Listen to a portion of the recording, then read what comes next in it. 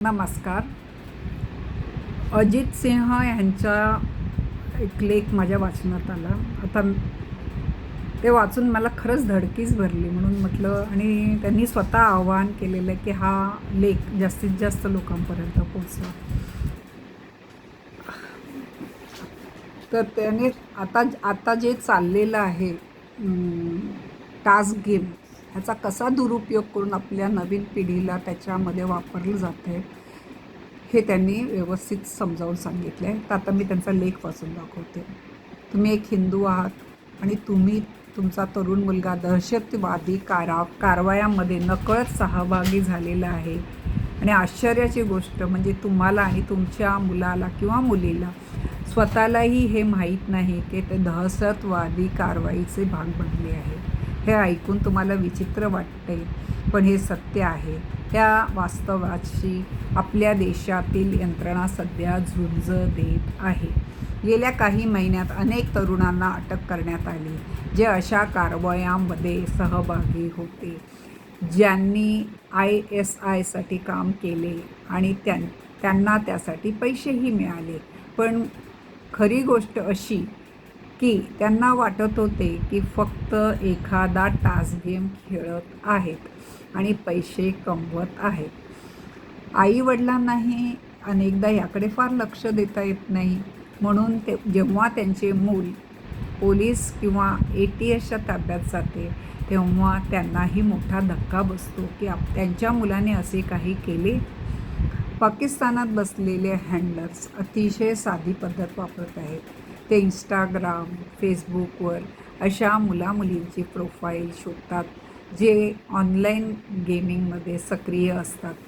थोडे धाडसी प्रकारचे पोस्ट टाकतात किंवा पंजाबी किंवा इतर भाषातील शस्त्र गुन्हेगारी यांचे गौरव करणाऱ्या गाण्यावरचे रील्स बनवतात. मग ते या मुलांशी एखाद्या सुंदर मुलीच्या नावाने किंवा इतर कोणत्या तरी रूपात संपर्क साधतात आणि इनबॉक्समध्ये येतात. मग सुरू होतो टास्क गेम. अतिशय साधे टास्क. ते पूर्ण करा आणि पैसे कमवा. उदाहरणार्थ 2 मिनिटात तुमचा सेल्फी काढून अपलोड करा, ₹100. मग पुढचा टास्क, तुमच्या सध्याची लोकेशन गुगल मॅपवर पोस्ट करा, ₹500. त्यानंतर जवळच्या चौकात जाऊन लाईव्ह करा आणि जय श्रीरामचा नारा द्या, ₹1000. टास्क हळूहळू कठीण होत जातात आणि पैसेही वाढत जातात. मग तुम्हाला खरे काम दिले जाते. फलाण्या रेल्वे स्टेशनवर जाऊन लाईव्ह करा, फलाण्या विमानतळाबाहेर जाऊन लाईव्ह करा आणि त्यासाठी ₹5,000 ते ₹10,000. त्यानंतर आणखीन गंभीर कामं सुरू होतात, म्हणजे थेट कायदा मोडणाऱ्या गोष्टी. कुठे आग लावणे, कुठे CCTV बसवणे, कुठे एखादे पॅकेट पोचवणे.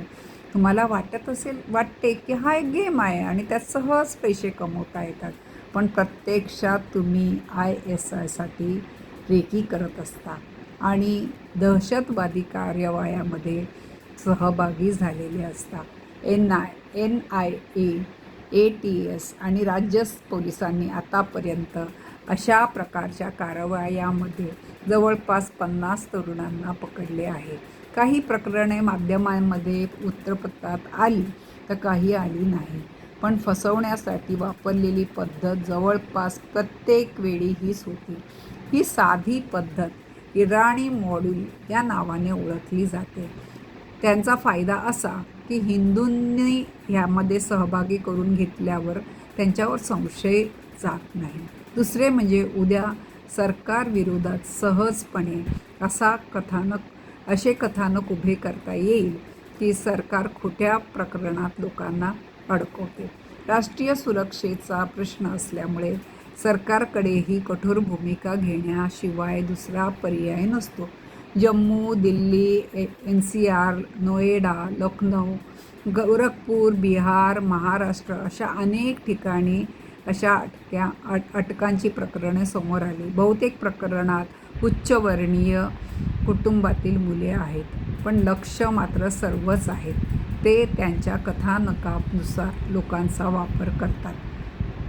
मी मात्र एवढंच सांगेन, जर तुम्हाला असा कोणताही टास्क गेम किंवा सहज पैसे कमवण्याचा प्रस्ताव आला तर समजा की तो एक सापळा आहे.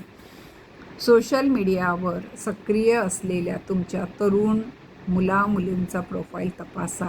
त्यांच्याशी संवाद साधा. ते नकळत अशा जाळ्यात अडकत तर नाहीत ना हे पहा. पकडले गेलेले बहुतेक तरुण ना दहशतवादी आहेत ना देशद्रोही आहेत. ते थोड्याशा लालसेने बळी पडले.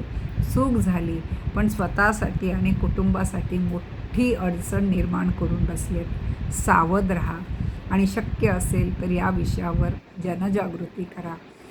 मी काही हवेतल्या गोष्टी बोलत नाही. जे लिहिलं आहे ते ठोस माहितीनंतरच लिहिले आहे. अशा संबंधी आणखी माहिती लवकर देण्याचा प्रयत्न करेन. शेअर करा. हे अजित सिंहाने यांनी लिहिलेली हा लेख आहे आणि ह्याच्या मला वाटतं 15 दिवस आधीच बातम्या आल्या होत्या की बऱ्याच रेल्वे स्टेशनवर CCTV लावण्याचं काम चालू होतं आणि लोकांना वाटलं की सरकार करून घेते आणि जेव्हा हे लक्षात आलं तर हे असे साधे मुलं हे टास्क करत होते आणि त्यांना माहीत नव्हतं. त्यांना वाटलं हा टास्क गेम आहे म्हणून ते करत होते. आणि ह्यामुळे काय होतं, दूर बसूनसुद्धा त्यांना इथे त्याच्याशी कनेक्शन करून गाड्या वगैरे उडवायच्या असेल, काय करायचं असेल तर ते प्लॅनिंग करताना सगळं त्यांना व्यवस्थित लोकेशन CCTV लावल्यामुळे सगळं व्यवस्थित दिसतं आणि हे आपल्याकडून नकळत अशा चुका होतात. त्यामुळे तुमचंही तुमच्या मुलाबाळावर, नातवंडावर जरा लक्ष असून दे. पैसा येतो आहे का, टास्क गेम काही खेळतायत का, कुठे काही चुकीचं वागतं आहे का, ह्याकडे नक्की लक्ष द्या. तुम्ही माझं ऐकताय त्याबद्दल मी खूप आभारी आहे. नमस्कार.